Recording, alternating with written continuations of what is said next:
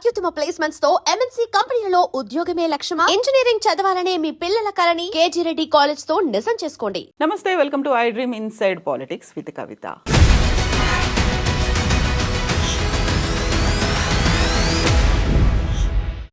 కేసీఆర్ కూతురు ఎమ్మెల్సీ కవిత మళ్ళీ రాజకీయంగా తెర ముందుకి వచ్చినట్టుగా కనిపిస్తోంది. గత 3 రోజులుగా పొలిటికల్ యాక్టివిటీలో చాలా బిజీగా కనిపిస్తున్నారు ఎమ్మెల్సీ కవిత.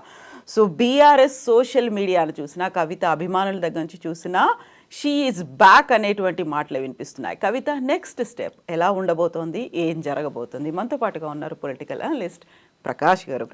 నమస్కారం అండి. సో కవిత బయటికి వచ్చిన తర్వాత, కేసీఆర్ గారిని కలిసిన తర్వాత ఆల్మోస్ట్ తన హెల్త్ ఇష్యూస్ కావచ్చు, మిగతావన్నీ కావచ్చు, ఒక 3 months గ్యాప్ అయితే తీసుకున్నారు. రాజకీయాలకు కావచ్చు, సోషల్ మీడియాకి కావచ్చు, అన్నిటికీ దూరంగా ఉన్నారు.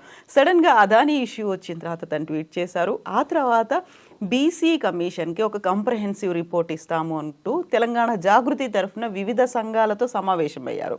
అండ్ ఈ రోజు కూడా చూస్తే నిమ్స్ హాస్పిటల్కి వెళ్ళారు. వాంకిడికి చెందినటువంటి విద్యార్థులు అస్వస్థతకు గురై హాస్పిటల్ పాలయ్యారు అనే దానికి సంబంధించి క్వశ్చన్ చేస్తున్నారు తను. సో నెక్స్ట్ ఎలా స్టెప్ ఉంటుంది అనుకుంటున్నారు మీరు? అంటే ఆల్రెడీ ఆమె ఎమ్మెల్సీ ఉంది. మధ్యలో ఈ ఆమె మీద ఆరోపణలు రావడము, ఎంపీ ఎలక్షన్స్ అప్పుడు ఆమె జైల్లో ఉండడము, దానివల్ల కొంత ఇన్యాక్టివిటీ ఉన్నా కూడా జైలు నుంచి రాగానే ఇమ్మీడియట్గా యాక్టివ్ కాకపోవడానికి కూడా కారణాలు ఉండొచ్చు. ఏదున్నా కూడా తెలంగాణలో ఒక డైనమిక్ లీడర్గా కవితకు ఒక గుర్తింపు ఉంది. ఆమె ఏ జిల్లా పోయినా క్రౌడ్ వస్తుంది, ఆమె అభిమానులు ఉన్నారు. ఆమె పొలిటికల్ ఎంట్రీ అనేది బిగినింగ్లో టీఆర్ఎస్ పార్టీ పరోక్షంగా సహకరించినా కూడా జాగృతి అనే ఒక ఇండిపెండెంట్ ఆర్గనైజేషన్ ద్వారా వచ్చింది. ఆ బతుకమ్మ అనే దాన్ని బాగా ప్రాచుర్యంలోకి తేవడానికి ఆమె మళ్ళీ ఒక క్యాంపెయిన్ చేసింది. ఆ గుర్తింపు తను తీసుకొచ్చుకోగలిగింది.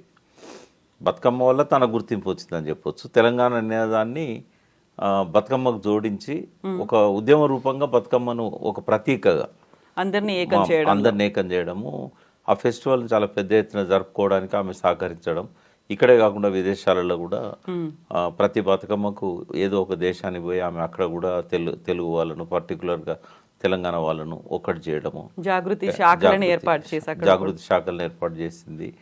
ఒక స్టేజ్లో అంటే తెలంగాణలో టీఆర్ఎస్ పాలన వచ్చిన తర్వాత ఆమె రకరకాల వింగ్స్ని ఏర్పాటు చేయడం మొదలుపెట్టింది. అంటే జాగృతి అనేది ఒక వింగ్ ఉంటే బాగుంటుంది, మళ్ళీ అందులో యూత్ వింగ్ అని, మహిళా వింగ్ అని, కార్మిక శాఖ అని ఇట్లాంటివన్నీ పెట్టేసరికి ఒక డిస్టర్బెన్స్ అవుతుందని భావించినట్టున్నారు కేసీఆర్ గారు. అవన్నీ రద్దు చేశారు. ఒకే ఒక నిర్ణయంతో అన్ని శాఖలు రద్దు అయినాయి. తర్వాత మళ్ళీ ఆమె బీసీల వాదాన్ని ఎత్తుకొని అరెస్ట్ కంటే ముందు మళ్ళీ తెలంగాణ జిల్లాలలో కొన్ని సెమినార్స్ ఏర్పాటు చేశారు. ఫస్ట్ హైదరాబాద్లోనే అసెంబ్లీలో జ్యోతిబా పూలే విగ్రహం పెట్టాలి ఆ నినాదంతో మొదలుపెట్టారు. ఆమె స్పీకర్ కూడా కలిసి ఆమె వినతి పత్రం ఇవ్వడము. సో కాంగ్రెస్ గవర్నమెంట్ వచ్చిన తర్వాత ఈ నినాదాన్ని ఆమె టేకప్ చేశారు. అప్పుడు విమర్శ వచ్చింది, మీరు 10 ఏళ్ళు ఉన్నారు, మీరు పెట్టవచ్చు కదా, అప్పుడు ఎందుకు పెట్టలేదు, ఇప్పుడు మా మీద ఎందుకు ఒత్తిడి తెస్తున్నారని కూడా అడిగారు. సరే, ఏదేమన్నా బీసీలు కూడా ఆలోచించారు. అంటే మన దానిలో ఒక యూనిటీ అనేది లేదు, మన దానిలో మనం ఎవరు ముందుకు వచ్చినా యూనిటీ కావట్లేదు. కనీసం కవిత ముందుకు వస్తున్నది. జ్యోతిబా పూలే విగ్రహం పెట్టడం అనేది ఒక మంచి నిర్ణయం. అది ఆమె అంబేద్కర్ విగ్రహానికి ఆమె ఎట్లయితే సహకరించారో అసెంబ్లీలో ఏర్పాటు చేయడానికి జ్యోతిబా పూలే విగ్రహానికి కూడా ఆమె సహకరిస్తారంటున్నారు. మనం ఎందుకు సపోర్ట్ చేయకూడదు? నన్ను కూడా రిక్వెస్ట్ చేసింది. అప్పుడు నేను కూడా అటెండ్ అయినాను, ఒక 3 meetings అటెండ్ అయినాను. బీసీలలో కొంత అక్కడక్కడ వ్యతిరేకత వచ్చినా కూడా, అంటే మనకు ఆమె ఏంది నాయకత్వం వహించేది ఈ మూమెంట్కి, మనం చేసుకోవచ్చు కదా, అంటే మన లోపల ఐక్యత లేదు, ఇప్పటివరకు ఆ నినాదం మనం ఇవ్వలేదు. కాబట్టి ఎవరు ముందుకు వచ్చినా మనం తీసుకోవడంలో తప్పలేదని మేమంతా కన్విన్స్ చేసే ప్రయత్నం చేశాం. ఆ మూమెంట్ నడుస్తున్న టైంలో ఆమె అరెస్ట్ అయింది. కాబట్టి ఆ బీసీ వాదాన్ని ఆమె ఇప్పుడు ఎత్తుకోవడం కాదు, బీసీల ఇష్యూస్ను జైలు పోకముందు ఎత్తుకున్నది ఆమె. ఈ కాంగ్రెస్ గవర్నమెంట్ వచ్చిన తర్వాత ఎత్తుకున్నది. అయితే నిన్న జరిగిన సమావేశంలో కూడా ఆమె బీసీ కులగణనకు సంబంధించిన అంశాలు లేవనెత్తింది. రిజర్వేషన్స్ విషయంలో కూడా చాలా రోజుల నుంచి బీసీలలో ఆ డిమాండ్ అనేది వస్తున్నది. టీఆర్ఎస్ గవర్నమెంట్ ఉన్నప్పుడే తగ్గినాయి అవి, 23% తగ్గినాయి లోకల్ బాడీస్లలో. సో మళ్ళీ పెంచాలి అనే డిమాండ్ ఒకటి ఆమె తీసుకోవడం అనేది కొంత బీసీలను పోలరైజ్ చేయడంలో, దాంతోపాటు ఇంకొక నినాదం కూడా ఇవ్వాలి ఆమె. ఈ ఈబీసీ వాళ్ళకు ఇప్పుడు ఉన్నది 10% లోపు, 10% రిజర్వేషన్స్ పెట్టుకున్నారు. మోడీ గవర్నమెంట్ నిర్ణయం తీసుకున్నది, దాన్ని చాలా రాష్ట్రాలు అమలు చేస్తున్నాయి. అలా తెలంగాణ గవర్నమెంట్ కూడా గతంలో కేసీఆర్ గారు ఉన్నప్పుడే దాన్ని అమలు చేసే ప్రక్రియ మొదలైంది. తమిళనాడు పోతే మొన్న మేము తెలుసుకున్నది ఏంటంటే ఆ గవర్నమెంట్ దాన్ని ఒప్పుకోవట్లేదు. ఇప్పుడు బీసీలలో అది ఒక ప్రధానమైన డిమాండ్గా ముందుకు వస్తున్నది. దాన్ని కూడా కవిత టేకప్ చేయాలి. సరే టీఆర్ఎస్ గవర్నమెంట్లో దాన్ని ఇంప్లిమెంట్ చేసినా కూడా రియలైజ్ అయ్యి అది మేము అమలు చెయ్యము తెలంగాణ రాష్ట్రంలో, ఎందుకంటే ఇంకా ఏం మిగలదు బీసీలకు. 10% ఫార్వర్డ్ క్లాస్కి ఇచ్చినట్టయితే వాళ్ళు ఉన్న జనాభా 10% లేరు. ఆ 10%కి 10% రిజర్వేషన్స్ ఇచ్చినట్టయితే ఇప్పుడు ఏం జరుగుతుందంటే బీసీ క్యాండిడేట్కి 60% పైన మార్క్స్ వచ్చినా కూడా 35% వచ్చిన ఈ ఫార్వర్డ్ క్లాస్ వాడు ఈబీసీ రిజర్వేషన్ పెట్టుకొని కొట్టుకుపోతున్నాడు. ఆ అన్యాయం అనేది జరుగుతూ ఉంది ఉద్యోగాలలో కానీ, హయ్యర్ ఎడ్యుకేషన్లో కానీ. ఆ సీట్లలో ప్రధానంగా వివక్ష కొనసాగుతూ ఉంది. కాబట్టి ఇది బర్నింగ్ డిమాండ్గా ఉన్నది. కవిత గారు కులగణన దానికి సంబంధించిన రిపోర్ట్తో పాటుగా ఈ డిమాండ్ తీసుకున్నట్టయితే బీసీలంతా కూడా పోలరైజ్ అయ్యే అవకాశం ఉంటుంది, కలిసి పనిచేసే అవకాశం ఉంటుంది ఆమెతోని. ఇప్పుడు రిజర్వేషన్లలో బీసీలకు సంబంధించి అంటే లోకల్ బాడీస్లో బీసీల రిజర్వేషన్ను కూడా పెంచాలి అనేటువంటి ఒక డిమాండ్ చేయబోతున్నాను, బీసీ కమిషన్ని కలుస్తాను అనేది కూడా తను ట్వీట్ చేశారు. అదే అది కూడా ఇంపాక్ట్ ఉంటుంది ఇప్పుడు, ఎందుకంటే నెక్స్ట్ వచ్చేది ఎలక్షన్స్ అవే కదా లోకల్ బాడీస్. సరే ఇక్కడ మనం సబ్జెక్టివ్గా చూడాల్సింది ఏంటంటే మళ్ళీ కవిత యాక్టివ్ అవుతున్నది. అవును, మళ్ళీ కవిత యాక్టివ్గా పాలిటిక్స్లోకి రావడం వల్ల అది బీఆర్ఎస్కి అనుకూలంగా లాభించే అంశం. అది ఆమె ఒక అగ్రెసివ్ లీడర్. జైలు పోవడం వల్ల పెద్దగా మస్కబారిందని నేను అనుకోను, ఎందుకంటే అదేమీ ఆరోపణలు పెద్దగా రుజువు కాలేదు. వీళ్ళు ఎన్ని ఆరోపణలు చేసినా బెయిల్ కోసం బీజేపీతో కుమ్మక్క అయిందన్నా ఏమైనా జనమేం నమ్మలేదు, అది వాస్తవం కాదని చెప్పి అనుకున్నారు. కాబట్టి తాత్కాలికంగా ఆమె రాజకీయ కార్యక్రమాలకు తెరబడ్డది, కానీ ఒక 6 నెలలు 8 నెలలు శాశ్వతంగా ఆమె ప్రతిభ మస్కబారిందని అయితే నేను అనుకోవట్లేదు. మళ్ళీ ఆమెకు పునర్వైభవం ఉంటుంది తెలంగాణ పల్లెలలో కానీ పట్టణాలలో కానీ. ఆమె ఆ పాత సెక్షన్ అంతా మళ్ళీ యాక్టివేట్ చేసి జాగృతి పక్షాన ఆమె కనుక మళ్ళీ సంస్థను బలోపేతం చేసి ఒక బీసీల డిమాండే కాకుండా సాంస్కృతిక పరమైన డిమాండ్స్ని కనుక ముందు పెట్టుకొని, మనం చాలాసార్లు అనుకున్నాం తెలంగాణలో ఒక సాంస్కృతిక విప్లవం రావాల్సిన అవసరం ఉన్నది. ఆ పని చేయలేదు కాబట్టి కేసీఆర్ గారు చిన్న చిన్న అపోహలతోనే అనుమానాలతోనే ఆయన ప్రభుత్వాన్ని పోగొట్టుకున్నాడు. ఒకసారి ప్రజల మనసులలో ఆ రకమైన ప్రక్షాళన జరిగినట్టయితే రాబోయే రోజుల్లో తెలంగాణకు లాభం, అది ఆ మూమెంట్ నడిపిన నాయకులకు వాళ్ళ క్రెడిబిలిటీ పెరుగుతుంది. కాబట్టి ఆ అవకాశం కవితకు ఉంది.